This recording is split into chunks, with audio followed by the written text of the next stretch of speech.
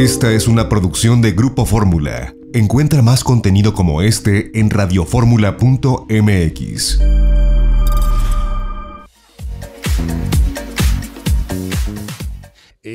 Yo le voy a presentar en este momento la segunda parte de esta conversación, bueno, esta entrevista que terminó siendo una charla, una conversación con Alejandro González Iñárritu con motivo del estreno de su película Bardo, la falsa crónica de unas cuantas verdades, que se estrena el 27 de este mes en cines. Vale la pena que la vea en el cine. Es una película que se hizo para verla en el cine y Alejandro y todo el equipo están muy preocupados por este tema, porque la mayoría de la gente pueda ver la película en la pantalla grande y ya después con más calma en casa, pues de nueva cuenta a través de Netflix, de la plataforma Netflix. El 16 de diciembre se estrena en Netflix, 16 de diciembre se estrena en esta plataforma. Aprovecho de nueva cuenta para agradecerle a toda la gente de Netflix todas las facilidades para hacer la entrevista el día de ayer a Alejandro González Iñárritu y además al elenco, porque hablamos con el elenco. Esta entrevista ya se la presentaré más adelante. Y bueno, también felicidades a la agencia que se encargó de organizar todo el tema de la producción de la entrevista. De verdad, qué maravilla poder trabajar ahí. Caro, Valeria, Manolo, un abrazo enorme y felicidades por el trabajo. En fin, continuamos con esta segunda y última parte de esta conversación con Alejandro González Iñárritu.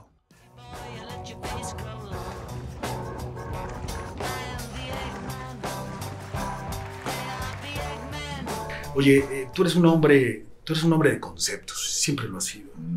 Desde tus inicios en la radio, pasando por la publicidad, tus comerciales, las películas, Z, que por cierto todo está en la película, absolutamente todo, no te faltó nada, WFM está en la película, todo está en la película.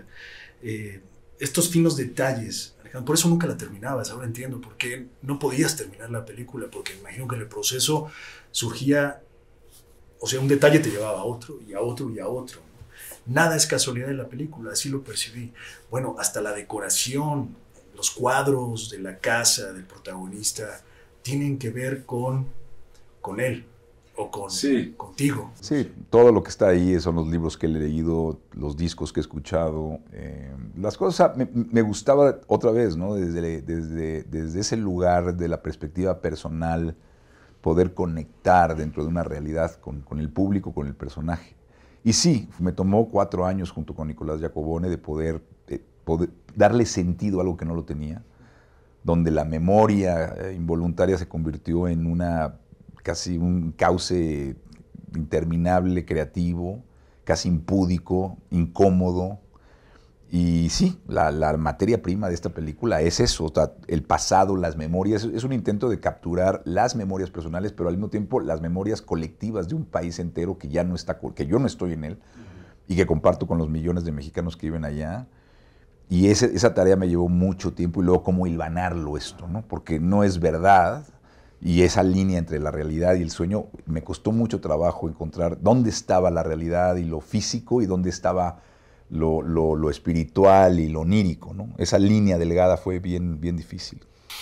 Te hablaba yo de que al final seamos quienes seamos, pues al fin y al cabo nos interesan exactamente las mismas cosas. Y esta película también para mí habla de cosas muy poderosas que en estos momentos que estamos viviendo creo que vale la pena mucho rescatar, que son cosas que parecen básicas, obvias, pero a las cuales hay que atender, que es la familia, que es la amistad, el amor, ¿no?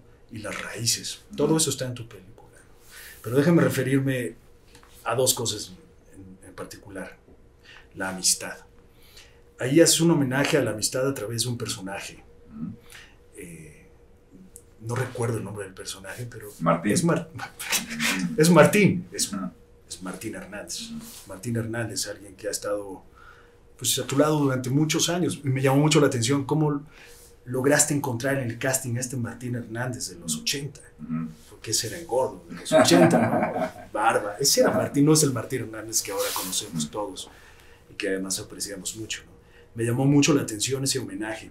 Pero también me llamó mucho la atención esta otra visión de la amistad que se confunde, la amistad que envidia, de la amistad que entorpece, de la amistad que no celebra el éxito. Esa escena en la azotea, en el California Dancing Club, con este personaje, que por respeto a ti, ni siquiera voy a traer aquí a la conversación, pero que muchos que te conocemos podemos llegar a imaginar a quién se refiere, ¿no? Pero esa escena es gloriosa, Alejandro, porque además te adelantas a la crítica, te burlas de ti mismo, le dictas a la crítica qué decir de tu película. Y lo más curioso es que en Venecia lo dijeron, ¿no? Yo estaba sorprendido de esto. Eso a mí se me hizo fabuloso cuando lo vi.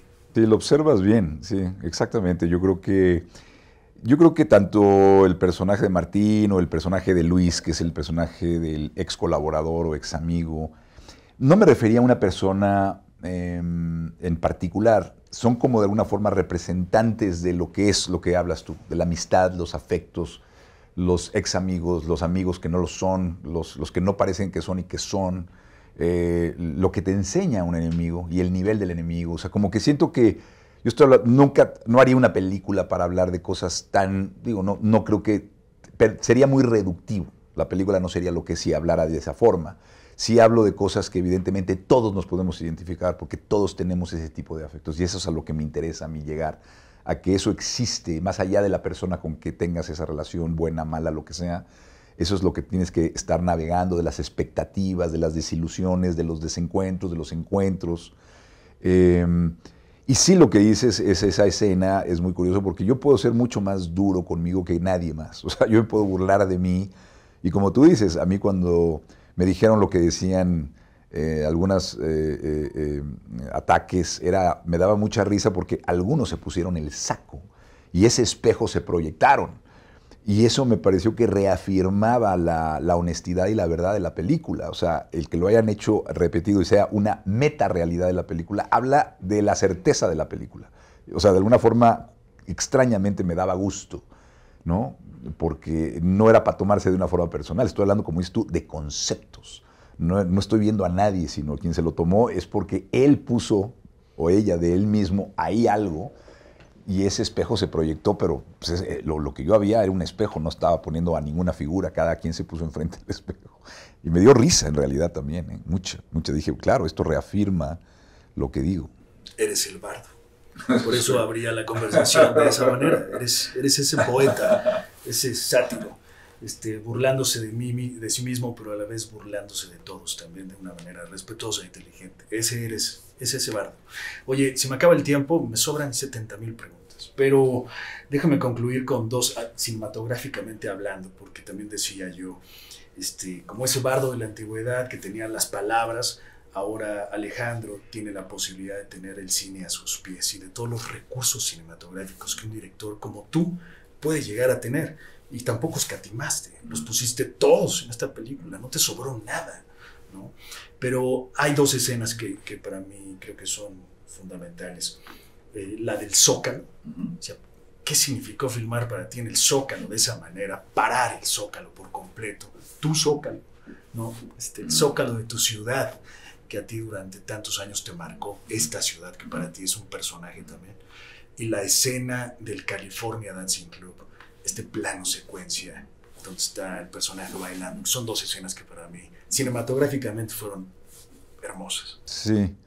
Sí, creo que son escenas también para mí fueron muy emocionantes de filmar. La del Zócalo, tuve la fortuna de estar en un Zócalo vacío que la ciudad apoyó y me dio ese privilegio de ese día. Y ese día es una madrugada que teníamos un par de horas para filmar esa escena, amaneció nublado, era la luz que yo necesitaba, y muy dramática, y filmar ahí con Daniel Jiménez Cacho y con Darius Conji, con todos, y haber, digamos, representado en ese lugar, mismo lugar donde sucedió una conquista brutal y el encuentro más importante en América de los últimos 500 años.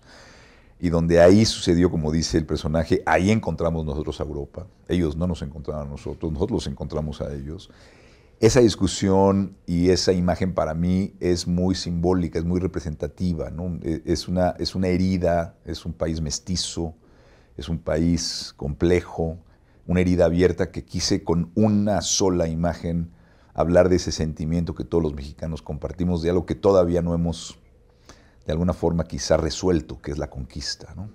Y ese debate eterno, ¿no?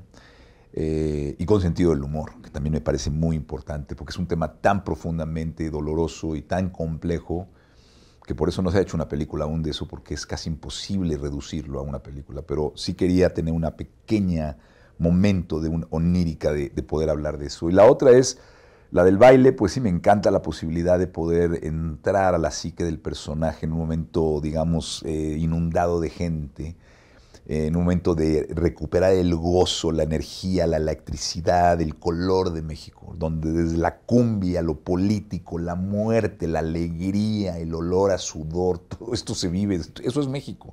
Ese estado mental que conviven y, ¿no?, coexisten tantas cosas que nos contradicen y nos hacen únicos y nos hacen lo que somos. Esa escena de aislar todo eso y que entrar en el universo de él fue una toma. Había 800 extras, teníamos máscaras, estábamos en medio de la pandemia, entre cada corte se tenían que poner las máscaras, gente tosiendo, estornudando, o sea, fue un infierno filmarla, fue muy complejo diseñar toda la toma que dura mucho tiempo, con una canción de David Bowie, Let's Dance, que solamente suena las letras, pero fue una belleza tener a tanta gente y que todos por una toma en un momento. Es muy excitante cuando ensayas por días, semanas y preconcibes por años y de pronto algo se da en 7 minutos, 8 minutos y sucede. Sí hay una sensación muy hermosa de poder haber agarrado un pedacito de magia, ¿no? Y sí es una escena que me gusta mucho. Y la película es, como tú tuviste la oportunidad, ojalá que la gente se dé la oportunidad de ir al cine. La semana que entra se abre, el 27 de octubre se abre en muchos cines en toda la República. Y creo que verla en la pantalla grande es la razón por la que hice esta película de esta forma. O sea, el diseño del sonido, filmada en 65, el colorido, creo que sí es una experiencia sensorial, cinematográfica, como un sueño que ojalá la gente se atreva a ver. Estas escenas sí cambian mucho si se ven en formatos como el cine, ¿no? Y si me permites agregar, nada más para concluir tu comentario, algo que yo comenté al aire también, hay que ver esta película 2 veces. Estoy de acuerdo. Una así en frío, sin saber quién eres, sin saber qué haces, y la otra después de leer tu biografía. Son 2 películas completamente diferentes. Alejandro, me quedaría contigo aquí todo el día. Gracias por esta conversación. Muchísimas gracias a ti, Javier. Te agradezco mucho. Qué bueno que conectaste con el bardo. Muchas gracias. ¿Cómo no hacerlo?